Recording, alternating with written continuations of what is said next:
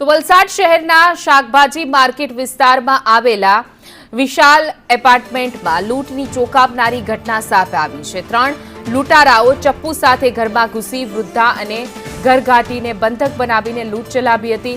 લૂંટારાઓએ સોનાના ઘરેણાં, રોકડ રકમ અને મોબાઈલ લૂંટી ફરાર થઈ ગયા હતા।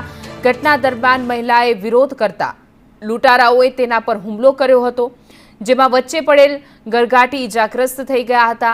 બનાવની જાણ થતાં જ પોલીસ ઘટના સ્થળે પહોંચી અને આશરે 3.86 લાખ રૂપિયાની લૂંટની ફરિયાદ નોંધી છે।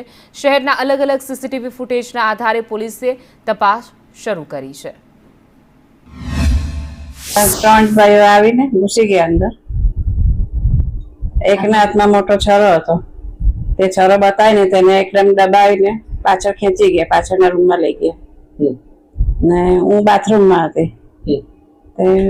પછી તે એક છરો લઈને ભાઈ બાથરૂમના દરવાજામાં જ ઉભો રહ્યો।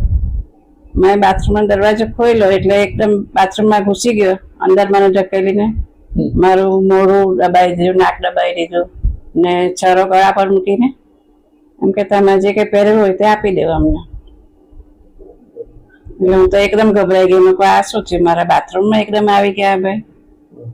પછી કાઢી આપ્યું તરત બધું જે પહેરેલું હતું।